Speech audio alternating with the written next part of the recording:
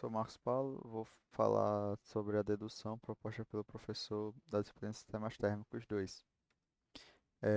A dedução é para fazer da fórmula da eficiência térmica de um ciclo a padrão diesel, né? Para isso a gente utiliza o diagrama, né, PV, onde a gente nota alguns detalhezinhos aqui, né? No ponto 2 para o 3 é uma pressão constante e do 4 para o 1 é o volume constante, um processo isovolumétrico e um processo isobárico.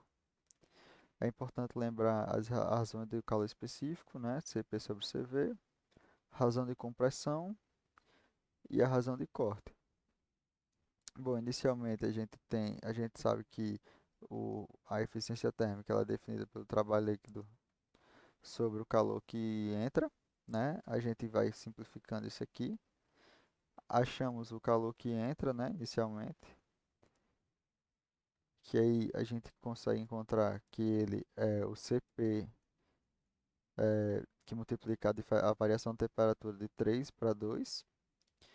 E o calor que sai, ele vai ser o nosso CV sobre a variação de temperatura de 4 para 1.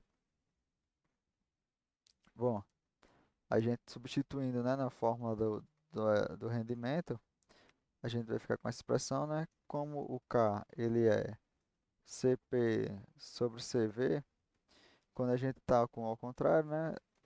Isso significa que a gente tem 1 sobre K, que ele vai ser igual ao CV sobre CP. A gente vai substituir ele aqui. Para melhorar mais um pouco, né, nossa dedução, a gente vai retirar aqui o T1 e o T2, ficando com essa seguinte expressão aqui, né? A partir dela, vamos fazer umas relações. O primeiro processo é um processo isentrópico, né, o processo de 1 para 2. Então, podemos usar as relações isentrópicas do gás ideal, né, que isso aqui é constante.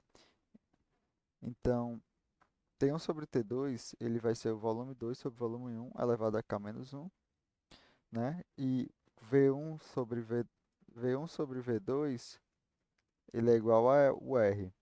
Como a gente está fazendo a expressão ao contrário, né? Vai ser o R elevado a K menos 1. Essa aqui é a nossa expressão 1.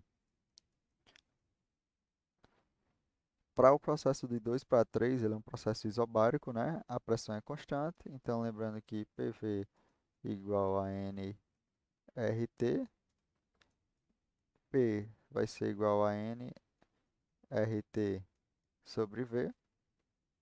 Esses valores aqui serão cortados, né? Porque são constantes. Então vamos ficar só com T sobre V2, T3 sobre V3. Isso aqui nada mais é do que o nosso RC, né? Então a gente chegou a uma segunda expressãozinha. O processo 3 é outro processo isentrópico, né? Que ele se dá de 3 para 4, né? Então vamos usar de novo a relação do gás ideal. Isolando o T4, né? A gente consegue achar o T3 a partir da expressão 2. Então a gente fica com T2RC. E o 2 a partir da expressão 1, a gente encontra, né, esse T2, ficando com esses valores. Se a gente observar bem, isso aqui a gente consegue simplificar ainda mais, porque é o mesmo elevado ao mesmo expoente, né? A gente consegue fazer a simplificação. A gente vai dividir isso aqui também por T1, né, para cancelar isso aqui, né? Então aqui vai vir T1. E aí com isso aqui a gente tem que isso aqui nada mais é do que o RC e isso aqui é 1. Então a gente vai ficar com RC elevado a K. Essa aqui é a nossa terceira expressão. Agora vamos substituir, né, na fórmula que a gente já tinha, né, aqui A1. Após isso, a gente vai substituir aqui a expressão 2. E por último, a expressão 3, né, em T4. Essa aqui é a nossa fórmula final, né, onde a gente queria chegar, que é a eficiência térmica do ciclo diesel.